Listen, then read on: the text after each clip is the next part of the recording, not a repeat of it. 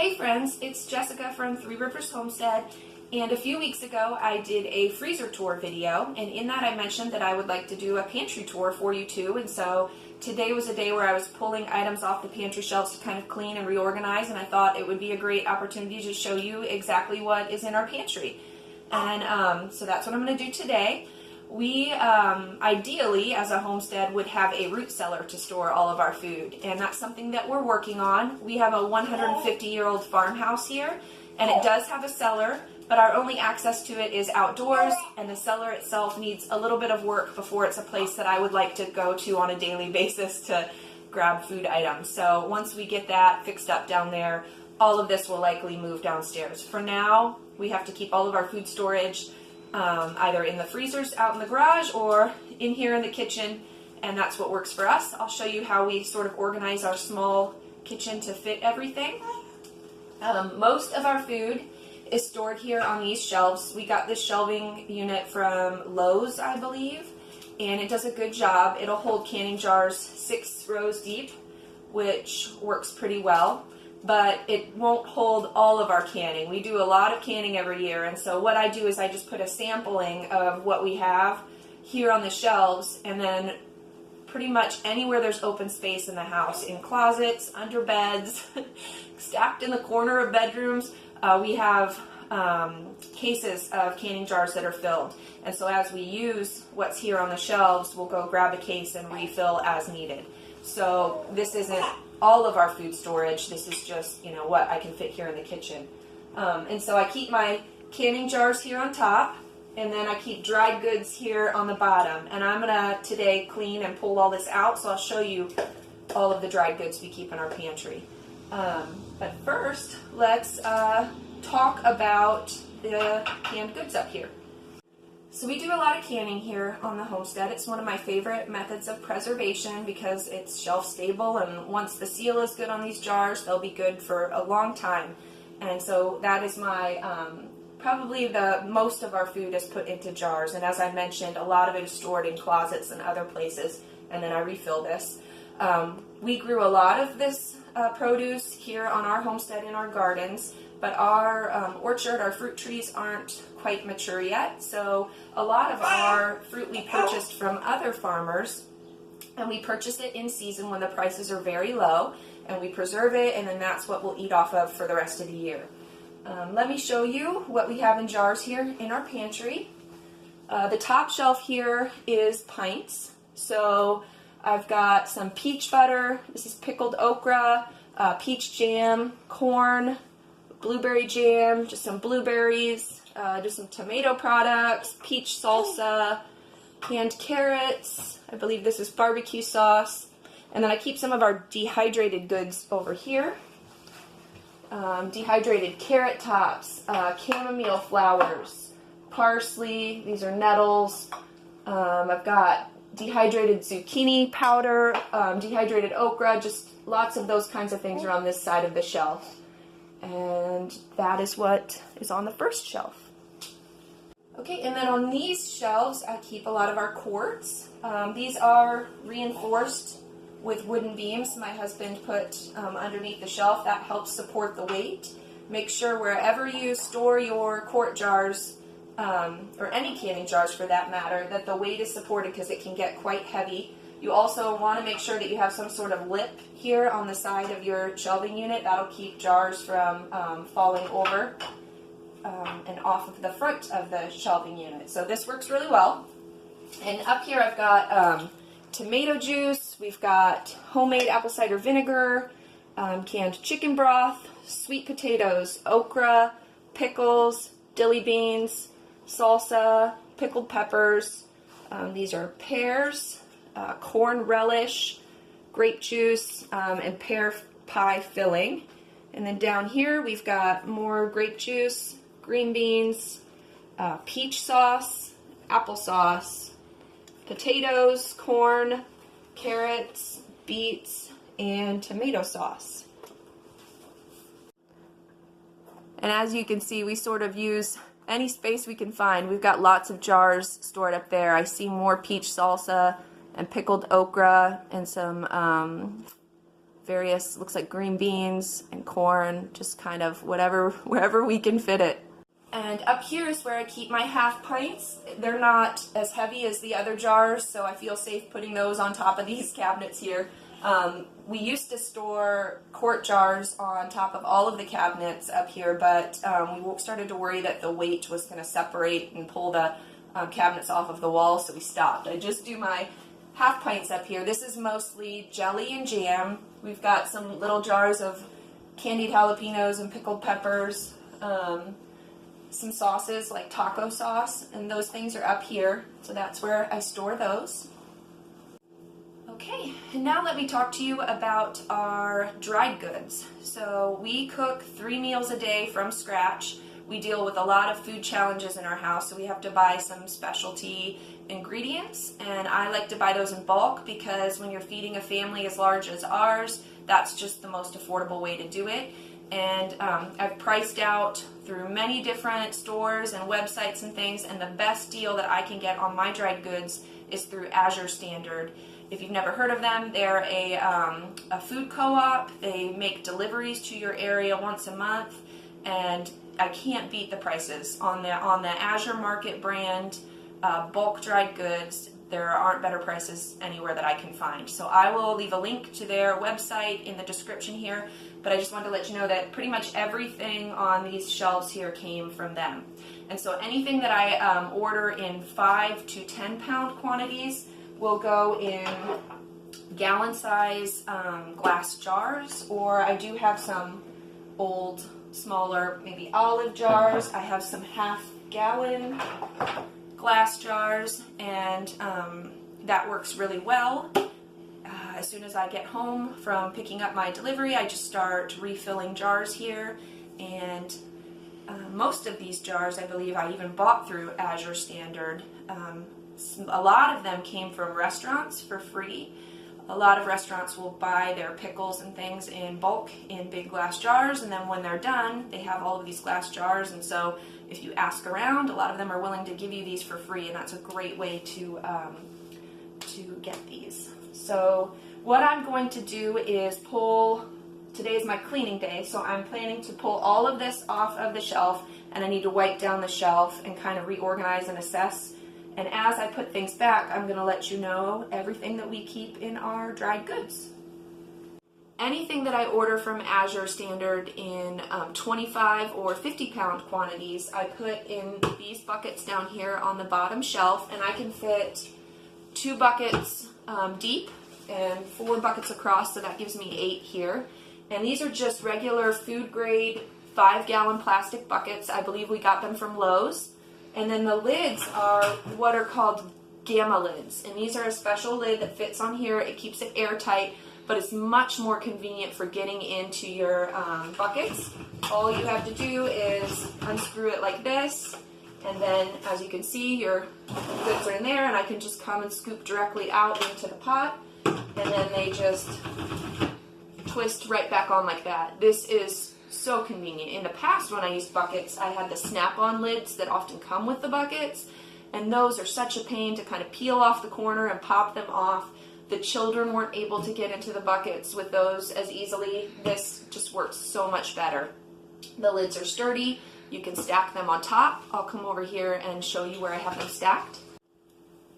In this corner of my kitchen, I even have them stacked one on top of the other, and this is where I keep water glassed eggs, and I believe there's some sorghum maybe in the bottom of there, so that works. They stack great, and there's no worrying about the collapsing of lids or anything like that. So I'll go ahead and show you what I keep in the 5-gallon buckets. We're working on processing grapes right here, so in our kitchen there's often just big boxes of produce. I'll get that out of the way. So in this bucket we keep sugar, and behind that we keep split peas. We do split pea soup often, once, maybe twice a week through the winter as a lunch for the kids. I have priced it out before, and split pea soup is one of the cheapest, healthy meals that I can make for my kids, and they love it, and so we keep that, the split peas in 50-pound quantities there. Behind that I have buckwheat groats. We have a grain mill, and grind our own flours. That's another tip. That's the cheapest way that I have found to make flour, or especially gluten-free flours, because we do have some gluten issues here in our house that we're dealing with. And so a lot of the pre-mixed gluten, like 1-to-1 baking flours, are extremely expensive. There's no way that we could afford that with the amount of food that a family of 9 eats. And so what we do is we buy the ingredients that would be in that flour and we grind it up and make it ourselves. And it is so much cheaper. Not just the flour, but then the ingredients that you have, let's say the buckwheat groats, you can also use to make other meals. Like you can make a buckwheat porridge out of it. So this is multi-use. These bulk grains can be made into flour and other things. It works really well for us. So I keep the buckwheat groats back here, and then when we need the flour, we grind it with our Nutri-Mill grain mill, and I'll show you that in a little bit too. Here we keep our brown rice. Both of these buckets here are oats. We go through quite a bit of oats, and when we buy a 50-pound bag, I need both buckets to store those. And then in this back bucket, I have our hard red wheat berries. Hard wheat berries are what we use to bake bread. Once again, we get the whole grain wheat berry and we grind it in our grain mill and make our own flour that way. In the front, we have the soft white wheat berries, and this is what we use to make muffins and things that aren't breads. Pie crust, soft breads, things like that. So once again, these are the whole wheat berries, and then we grind them, and that's how we get our flour. So that's what's in our bottom row here, and these are things that we use on a daily basis, and as we cycle through and I open it and I notice we're getting low, I just add whatever we need to our next Azure Standard order, and we will refill it when we pick up that order. Another thing you need to remember if you're doing bulk storage like this is that weevils can become a problem. Before I sort of knew about weevils, maybe 6 or 7 years ago, and I was storing our bulk grains like this, I didn't know that you needed to freeze your grains to kill any potential weevil eggs that could be in them. And we ended up with quite an issue where the weevils sort of overtook, and we ended up having to give quite a bit of our food storage grains to our chickens to get rid of the issue. We had to start all over with buying our bulk. So just a tip, always remember to put your bulk grains, as soon as you get the bag and you pick it up, find a spot in your freezer and store that bag for a minimum, I would say, of 2 to 3 days. You want to leave it in there for a really long time so that the center of that bag really gets nice and frozen and it kills any potential weevil eggs. Often we'll just buy it, leave it in the freezer until our bucket gets completely empty. We bring it out of the freezer, let it thaw for 24 hours, and then we'll pour it into the bucket. So sometimes those grain bags will be in there for weeks or maybe even a month, and that is a nice, it's nice to know that weevils will not be surviving under those conditions. So that's a tip. Don't make the mistake. You can lose a lot of money and time that you've got invested in this food storage if you don't try to prevent that weevil infestation. We've pulled out all of our smaller quantity glass jars, and I like to do this once a month or so. We pull them all out because, as you can see, the shelf can get sort of dusty and things can get spilled as people are getting things out of jars. And so we pull everything out, we wipe it down, and then that gives us an opportunity to go through all of the jars and see what we're low on. Maybe if we have duplicate jars that are both half full, we can condense and put them together. And so that's what we're about to do, and then I'll show you everything that is in these jars as we put them back. So the first thing I have on these shelves are just some extra wheat berries. These buckets are completely full, and so I'll go through these glass jars worth first before I start digging into our buckets there. Okay, so next we have our beans. We try to do a meatless meal a couple times a week for lunch with the kids, and so we use a lot of beans for that. And once again, all of these were bought through Azure Standard. And these are garbanzo beans. We use this to make homemade hummus. Dried lima beans. These are white navy beans. Pinto pinto beans. We make refried beans very often, so that's what we use. And then our black beans. We make black bean burgers or black bean taco meat quite often too. For nuts, nuts can be very expensive and pricey, especially when you have little children who will gobble them up quite quickly. So we don't keep a huge variety of nuts in our house. We do, however, keep nuts for making nut milk. We are a dairy-free family, and so we need to make our almond milk and our cashew milk, and so that's what I keep these on hand for. We have almonds and cashews, and I generally try to buy the pieces rather than the whole cashews because they're cheaper, and also since they're going to be used to make things like milk, or we do use cashews to make things like a dairy-free cream cheese or ricotta cheese for lasagna and things like that, I don't need them to be whole. So the pieces work just fine. And then we also have blanched and sliced or slivered almonds. Those make a great topping for things like a green bean casserole or things like that. So I keep those on hand.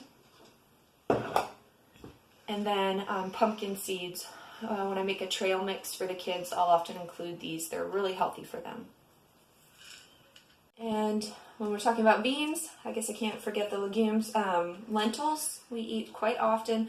We'll often include these in our split pea soup, or we'll just eat them separately, throw them in a dish. So keep the red lentils on hand. Okay, I forgot to mention earlier that we do have a bucket over there of whole corn. We grind our own corn with the grain mill to make our cornmeal, and so we do buy it whole. This is also blue corn. I have the small container of the blue. It's sort of fun for the kids sometimes to make the blue cornbread. It comes out a really pretty purpley blue color. But there is a large 5-gallon bucket of whole corn, yellow corn over there also. So we do keep that. And then also popcorn we buy in bulk. And then we pop this on the stove with a little olive oil and some salt. And that's a fun snack for us. So we keep that on hand. Dried fruit-wise, right now in the house we just have raisins, and we'll include those in trail mix, or we often put them in our oatmeal and things like that. And then I do have some pears that I dehydrated right now. We'll probably do apples here soon too. It's the season for that. Besides our brown rice that we have in the big 5-gallon bucket, we also like to get wild rice. This is a nice treat. And then we have our sushi rice. Every once in a while, we will make sushi homemade here, and it's a nice fun meal for the kids. And so we do keep sushi rice on hand. And then I guess here I've got some quinoa. We just have a little bit right now. Normally I have a larger jar, but it looks like we condensed down. So I'm going to add quinoa to our next Azure order. I'll start getting into some baking supplies now. We do quite a bit of baking, and so these are items that we use for that. So brown sugar, obviously. These are dairy-free white chocolate chips. We also, I believe I have a box out in our overflow fridge that needs to be brought in of the regular, brown chocolate chips, and so we'll have those usually in storage as well. Cocoa powder, or I guess cacao powder, however you want to say it, and this is to make our hot chocolate, brownies. Sometimes we'll add it to oatmeal, we'll add it to our smoothies if we want a chocolate smoothie. And then this is, I guess this isn't baking related, but these are items that we keep in the pantry. This is coconut cream powder. This is good as a dairy-free creamer for coffee, or sometimes we'll add it to oatmeal. Any kind of hot liquid that you have, if you add this in, it'll kind of give it a coconut creamy flavor. And I started buying this because I like that it's shelf stable, and that works well. Here we have gelatin. This is beef gelatin as opposed to like the pork gelatin that you would get in the little boxes, the Knox gelatin. We make our Jell-O homemade, and I just use this, and I add a little bit of our home canned grape juice, and that's a nice snack for the kids. Here we have our pink salt. I buy that in bulk. These are chia seeds. We add these to smoothies. Sesame seeds. This is used to make our own tahini to add to hummus and things like that. And here's some shredded coconut. That's good for baking.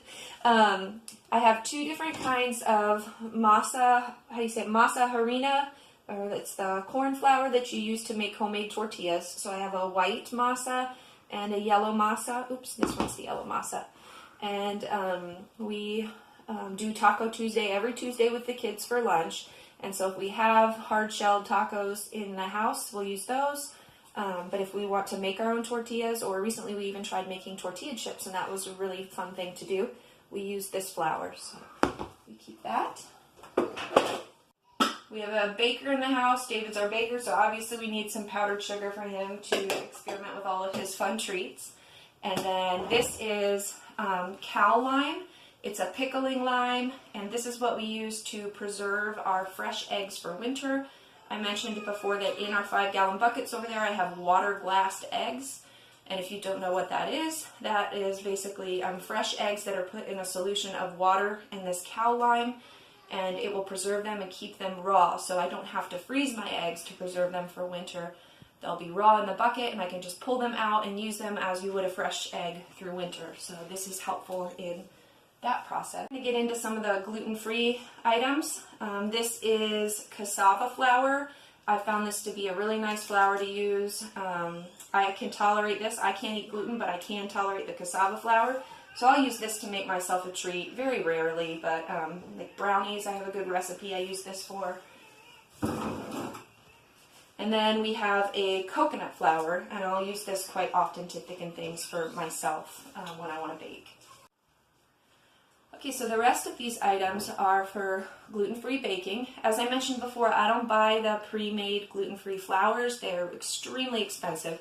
There's a cheaper way to do that, and that's by buying the bulk grains. I mentioned that we have buckwheat, we have whole rice here, I have usually whole oat groats, and what I can do is grind the rice or the oats or the buckwheat down into flour and mix them together in various ratios, and add some other things to it to make my own version of a store-bought gluten-free flour.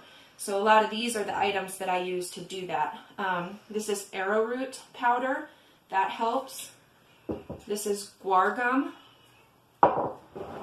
This is tapioca flour or tapioca starch. And this is potato starch. And so there are many recipes online for gluten-free flour. And what I'll do is I'll grind down my flour, add this to it, and I'll have a great gluten-free all-purpose flour that I can use to bake bread. Up here is where I keep our spices and a lot more of our baking supplies. I do buy all of our spices. A lot of them come in these 4-ounce, or sometimes I'll get them in a pound quantity from Azure, like I mentioned before. And then I store them in various jars up here, and as they get low, I'll add them to my order, and then when they come in, I can just refill my jars. So this works well. I have lots of spices up here, and there are things also like pectin. Obviously got my mortar and my pestle here, so I can grind down seeds if I need to, because some of these are whole seeds and things. Down here I have all of my extracts. I make things like vanilla extract and lemon extract, and then I refill these little jars with the homemade version. So I've got those back there. Baking powder, my baking soda, yeast, black pepper, olive oil. I'm trying to think of what else is back there. A couple seasoning blends and things like that. So that is where I like to keep it right by the stove, so as I'm cooking I can just open it up and shake it into the pot. Okay, and then we do have one cabinet of store-bought stuff. I like to hide the stuff with the labels because I think it's not as pretty as the jars or whatever. So that gets put in a cabinet back here. And if you want to look in here, we've got things like tomato paste, a lot of our canned fish, canned mushrooms, maple syrup, coconut oil, nutritional yeast, a lot of our condiments, spare condiments, sunflower seed butter, a lot of things like that are in this cabinet. And then up here on top of the fridge, I keep all of our bulk orders of rice pasta. Since I can't have gluten, we eat rice pasta. So here's our lasagna noodles, and this is a macaroni noodle, and then our spaghetti noodles. If you follow me on Instagram, you might know that I love my tea, and so here are all of my homegrown mint teas and a couple blends. I've got bulk green tea, and then we've also got tea bags back there, so I keep a lot of that on hand. Okay, and there you have it. This is our pantry. This is a pantry that has been years in the making. I believe we started accumulating bulk items even before we moved to this homestead. In the suburbs, maybe 7 or 8 years ago, we started purchasing through Azure Standard our bulk items, and we converted a coat closet in our old house to our food storage, and we just started stocking up. But it didn't happen overnight. We didn't just buy everything at once. That would be way too expensive. We spaced it out, and we focused on what we were eating the most of at that time. And I believe in the beginning it was oatmeal and maybe rice. And so one month we bought, big 50-pound bags of that. And then the next month we made space in our budget to maybe buy wheat berries or some beans. And every month you add a little bit, and it builds up and it adds up. And then as you slowly go through things, they'll run out and you can refill, and it's not like you're having to purchase everything all at once. So it's an affordable way to do it. I love having a well-stocked pantry. I feel like with a pantry like this, I can make anything that I want from scratch. I have the ingredients on hand, and it just works out really well for us. So I hope you enjoyed this little peek into our pantry, and if you have any questions, leave it in the comments. I'll leave a link to Azure Standard below, and I hope your day is blessed. Now I'm going to get to making lunch for my children. I'm going to grab some things from the pantry, and I'll get going with that. I'll talk to you later. Bye.